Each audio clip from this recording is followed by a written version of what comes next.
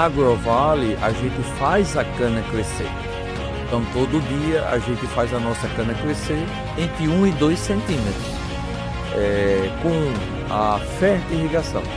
Então a gente coloca lá na raiz da planta, plantinha a plantinha, cana a cana, o que ela precisa para crescer naquele dia, vamos chamar assim, de macro e micronutriente e necessidade hídrica.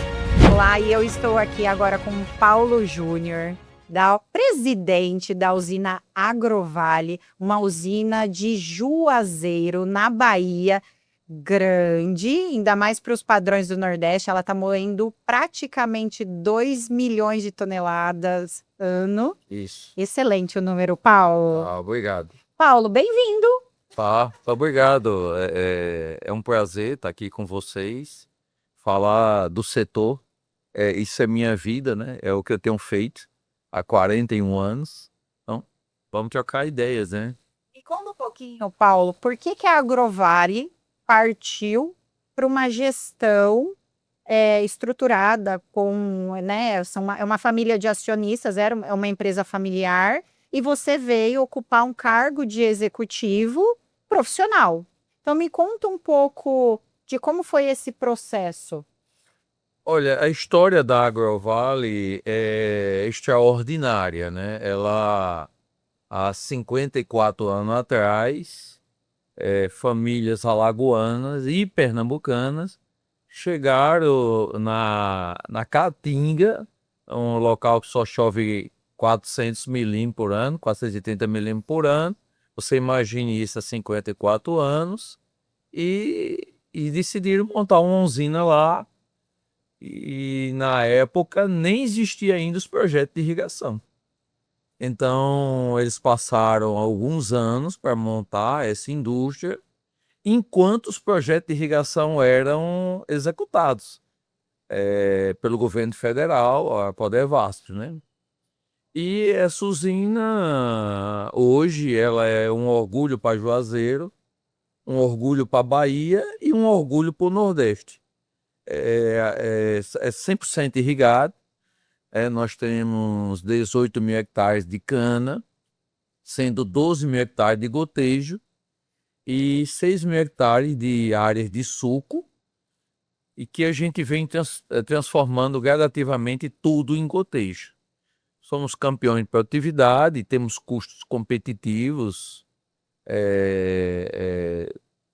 disputando com as melhores regiões do país, e a gente tem, vamos chamar assim, uma espécie de nicho de mercado, né? Então, as famílias, né, o seu Denso Flores, Cid Porto,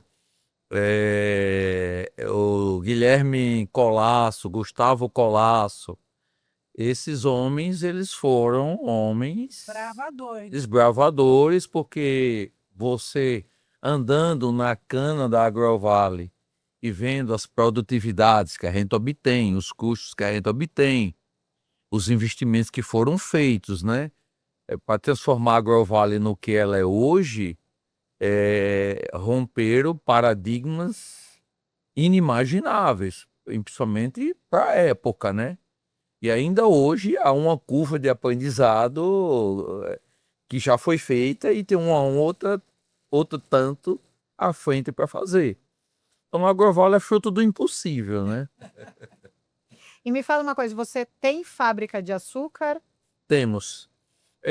Você me perguntou como os acionistas, como é que eu fui, né? É verdade, eu vou antecipar a volta. Pronto. Então, assim, a gente, os acionistas, as famílias vão crescendo. Nós temos ainda a primeira geração dentro da companhia e temos também a quarta geração, tem famílias na quarta geração. Então, eles entenderam, então, como são 4 famílias, cada família tomava conta de uma parte. Então, de certa maneira, terminou ficando 4 agrovales, né? E as famílias crescendo. Então, eles entenderam que era chegado o momento de começar um processo de profissionalização. Aí eu fui o executivo escolhido para, depois de 52 anos, comandar a companhia, e nós estamos tocando junto a companhia. Porque você imagine o quanto esses 4 acionistas têm de conhecimento para passar para nós executivos, né? É muita coisa. Então, isso vem sendo passado e aos poucos nós estamos adquirindo uma capacidade maior de gerir uma usina que ela é sui generis. Mesmo eu com 40, eu cheguei lá, tinha 39 anos de experiência, mas a Agrovale, ela é sui generis. Na verdade, você tem que se adaptar à cultura dela. Cultura dela e trazer a cultura executiva, que é onde eles acreditam que os executivos podem tocar a companhia melhor do que eles, como no modelo que estava, mas a gente tem que absorver deles. Então nós estamos levando a companhia com muita sabedoria. É uma curva de aprendizado para os acionistas que estão lá no conselho e para nós executivos que estamos no conselho executivo. Não é fácil delegar, e eu entendo isso. E você, como gestor, interlocutor de todas essas famílias e demandas, e às vezes as opiniões são divergentes, e você tem que entender o que é melhor daquilo ali, por exemplo, dos 4, sopesar e falar: olha, do ponto de vista da gestão, dos números, isso vai ser a melhor opção para a Agrovale. Então, eu acho muito interessante isso. E eu parabenizo a Agrovale por tomar esse tipo de decisão, porque não é fácil. Não, não é fácil. Não é fácil para os acionistas, né, que estão, como eu falei, da primeira geração à 4ª geração. Tem a diferença de cada um, como você bem colocou, que é normal e natural, como também tem, como nós executivos, né, a gente tem as nossas diferenças, cada um dentro da sua especialidade, tanto nós quanto os conselheiros, acionistas, e a gente é como uma engrenagem, está se unindo, está aprendendo, está desenvolvendo.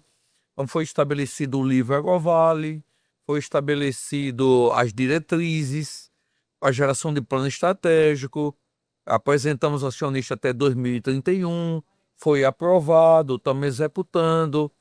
Então, assim, é um belíssimo trabalho que está me enriquecendo bastante, fora o aprendizado específico do que é Agrovale. Um tipo de trabalho desse, ele já é importante em qualquer usina, qualquer companhia. E dentro da Agrovale mais ainda, porque tem as coisas que só tem lá, né? Só tem lá. Imagino que a questão logística é um desafio para vocês, ou hoje não mais? Porque ela fica fora da rota das usinas, se a gente pensar assim, a nível Nordeste, apesar de ser Bahia ali, mas ela é até afastada das outras, da Santa Maria, daquele polozinho de usinas. Ela é afastada, mas assim, isso gera um benefício, porque por nós estarmos afastados das usinas de Pernambuco, das usinas de Alagoas e da própria Bahia, então a gente também tem uma reserva de mercado, vamos chamar assim. Então gera uma margem premium que nos permite, mesmo em momentos tão difíceis quanto esse que a gente está passando, que a gente pode falar abertamente, a gente tem um sobrepreço, vamos chamar assim, em relação à média de mercado, que dá uma margem boa para a Isso é bem gente. interessante. É bem interessante. E hoje vocês trabalham mais com exportação, é mercado interno e distribuição? Qual que é o tipo de produto que a Agrovale comercializa para venda? A Agrovale, ela tem como característica o mercado interno. Durante toda a vida dela, nós só exportamos por 2 momentos, em 2024 e 2025. Um pouco de açúcar em 2024 e uma quantidade menor em 2025. Para esse ano nós não temos nada. Então nós trabalhamos com açúcar branco para indústrias e basicamente o nosso açúcar é o açúcar Agrovale, uma marca muito conhecida na Bahia. e aonde a gente trabalha há décadas, né? É um nome consolidado, é um nome respeitado, e a gente tem o açúcar branco e o açúcar demerara.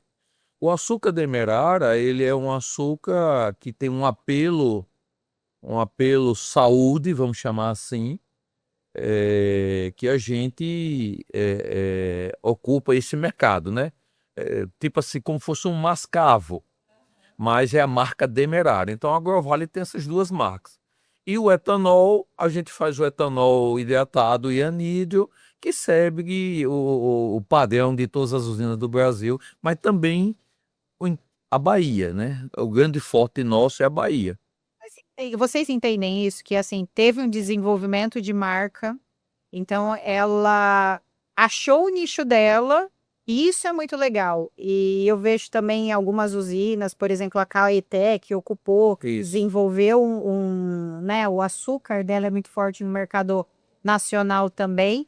E eu tiro o chapéu, porque é difícil, não Sim, é sim. fácil. Não é fácil. Senão fica um produto muito commodity e você fica volátil a essas oscilações que a gente tem no mercado.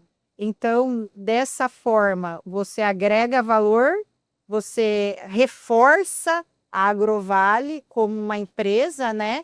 E isso é maravilhoso. Eu acho que é fora da caixa, assim, em termos de inovação dos acionistas.